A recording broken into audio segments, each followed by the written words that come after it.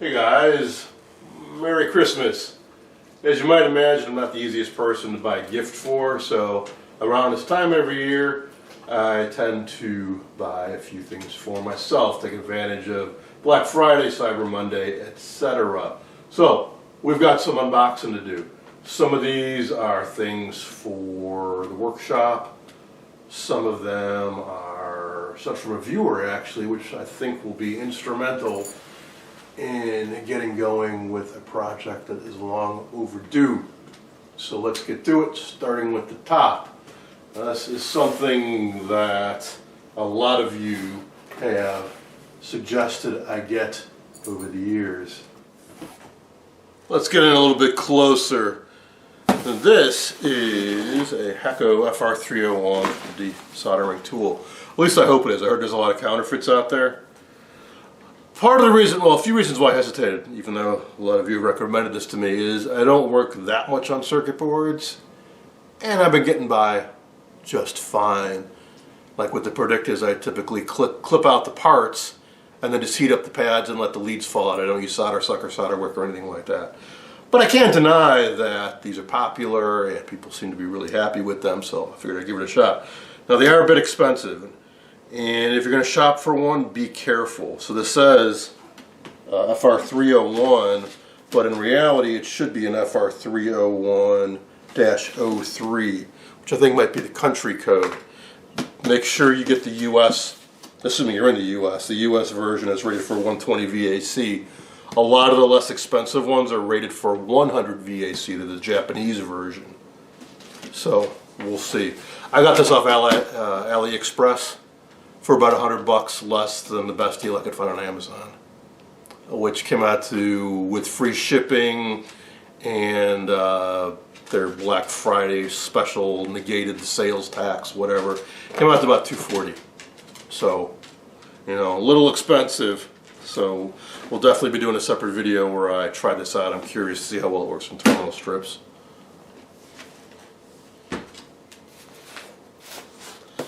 Next up, something that a little bit of sticker shock when I looked on eBay to see how much these go for. So I was hesitant for a while to get one, but I saw one that was new old stock, and the price seemed reasonable compared to what other people were asking for them, so I went for it. And man, the seller really did a good job with the packing tape.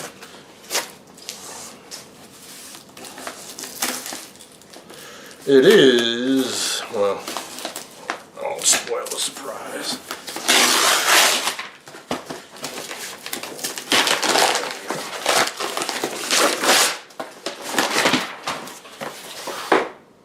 Degaussing coil for televisions and computer monitors, and I think that is why the price has gone up so much, is people are using these for computer monitors and arcade monitors, because I'm seeing them selling for upwards of $200 for the old style.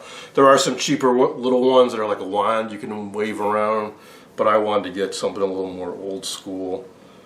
So I saw a GC one that I think will do the trick, because I have two color roundies and I keep hearing I should degauss them before I do the convergence and whatnot. So, so if you don't know what one of these is, it's an electromagnet. You just plug into the wall, you hold down a button, and it makes a disruptive electromagnetic field that will demagnetize stuff. So be careful when you wave one of these around what you get near, because you could definitely bulk erase some VHF or analog tape or mess up a computer backup drive. That's pretty hefty. So there's the button. You don't want to, I think these start to get a little bit warm and they hum a bit when they've been running. So yeah, this came from Fry's originally. So that appears to be the real deal, appears to be unused, so hopefully it is good.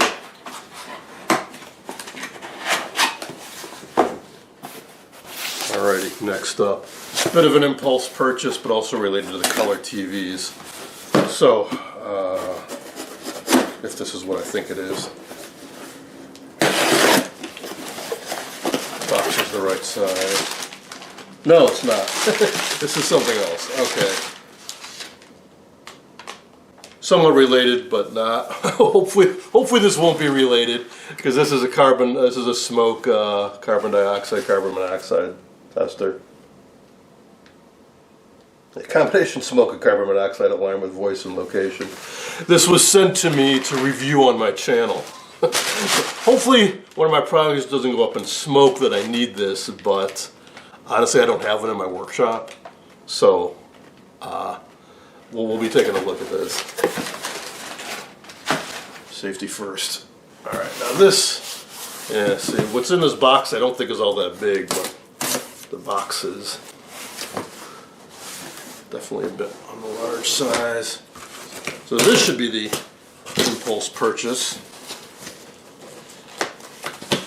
Sort of. I mean, I'm sure I will get some use out of it. I'll just understand. The box is so big because I don't think the thing inside of it is very big at all.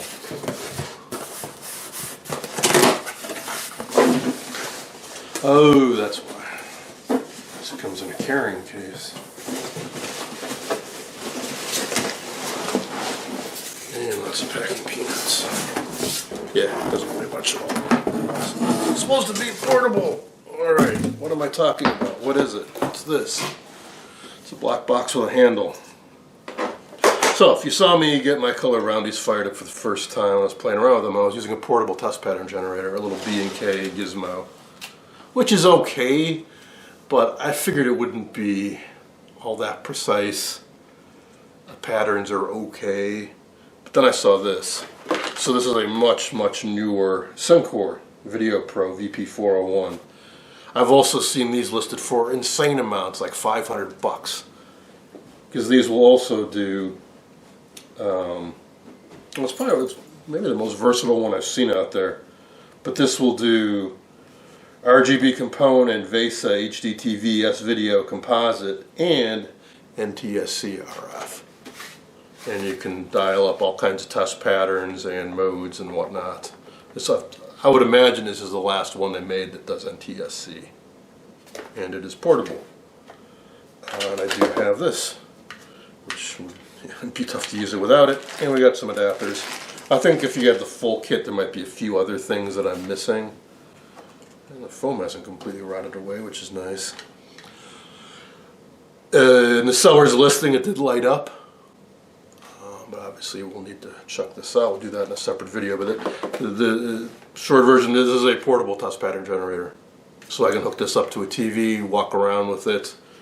I don't know what kind of batteries it has in it. At least I think it runs off batteries. If not, you gotta run it off the power pack. But this is still a heck of a lot bulkier than carrying around a large bench test pattern generator. So, neat little thing. So that's it for the things I bought for myself. These are some items that were sent to me. Did a lot of back and forth with a viewer.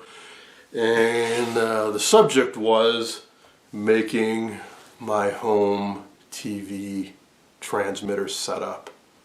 So I've been planning for a long time to do an in-depth series on how to feed a signal into a vintage TV, going from the simplest, lowest cost option up to basically having your own TV station with multiple channels. That's what these are part of. So in the past I've shown you guys some blonder tongue modulators, and I've got a little rack that has some Drake modulators, channels 2 through 13. But those, particularly the Drakes, just put out low-level RF, and they all have a separate output. So it would have 13 coaxial cables coming out of it. Well, ideally, you want to combine those channels 2 through 13 and then feed them all into something. And that's called a combiner, and that's what's going to be in one of these boxes.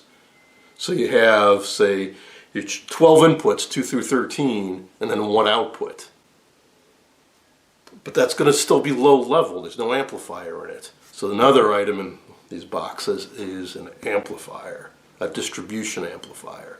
See, all this stuff was originally made for closed circuit stuff inside of hotels, motels. You know, you get your room and you go on, there's the hotel channel on channel 2 or whatever, and you get your channel guide, and you know, and you can flip through whatever various channels they have. Well, the way they do that is they get their various signal feeds, be it from satellites, cable, their own DVD player running in an endless loop, and they modulate it and they combine it and they distribute it via coax to all the rooms. So one way to do it is to take that output of the distribution amp, put it to a splitter and run a coax to each one of your TVs. But another way to do it, which, you know, you gotta look into the legal aspects of it, is to transmit. You gotta put rabbit ears on all your TVs. So, this. And this stuff generally is cheap. Now the price will probably shoot up because of this video or my future series, but at least for now. So this is a CA30 RK550, 550 megahertz, push-pull head and amplifier. So, got your in and your out and a test output and an RF gain adjustment. Something called tilt. I don't know what the heck that might be. That's it. Just a little baby rack mount thing.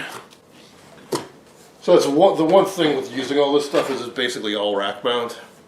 Now I picked up a little rack kit, so I can do it, but that is one downside for the casual vintage TV enthusiast. Yeah, setting up a dedicated rack and all that, it's a bit much.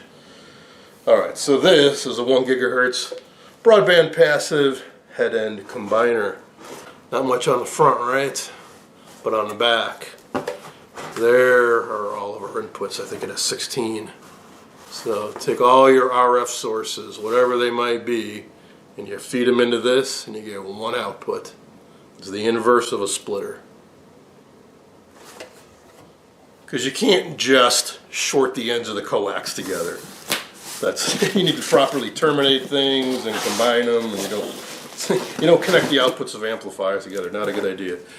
Ah, beautiful. He also very, very kindly sent me cables, because of course you're going to need a ton of cables to connect all of this stuff up. Wow, and these are some beautiful, beautiful cables. Much better than the cheap crap I was buying off Amazon. And some adapters, those terminators.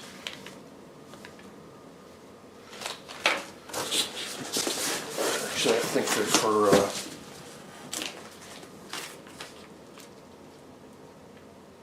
if you need a logger cable, that'll let you connect two ends together. Alright, so we got one last box to dig into.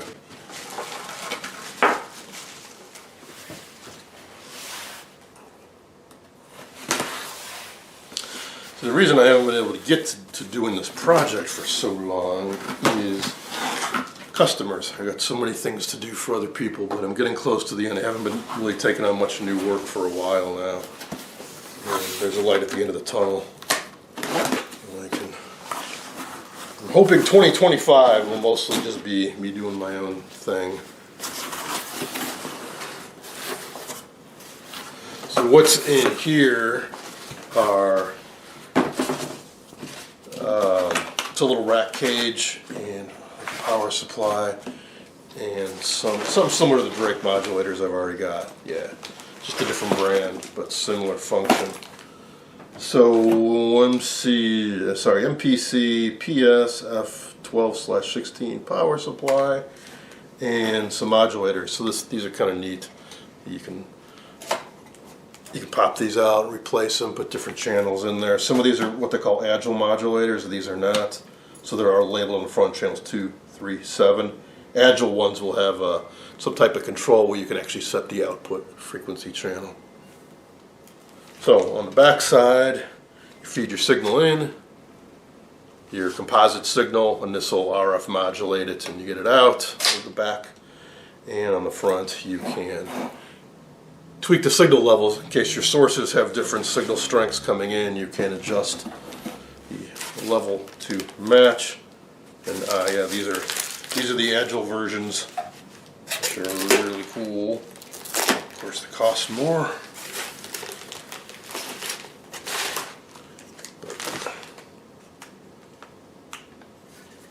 There. You get a little LED readout that tells you what channel you're on, and you can change it. But similar deal. So video in, audio in, power, RF out.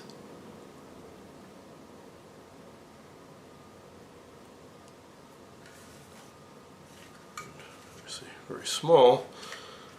And this stuff was crazy expensive when it was new. A whole rack with all this stuff. It was probably thousands.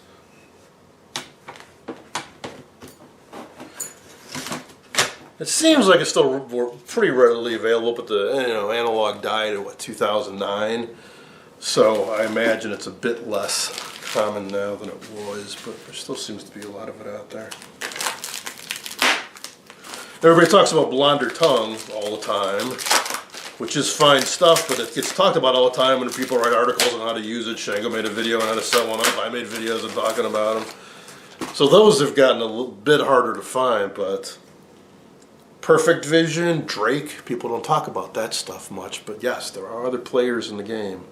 There's another modulator. And I think that's it, which is more than enough, and I am very, very grateful for the support of viewers like this, because honestly, I didn't know this company existed. And the passive combiners and distribution amps I had looked at were a little more than I wanted to spend and whatnot. But yeah, I mean this is beautiful stuff. And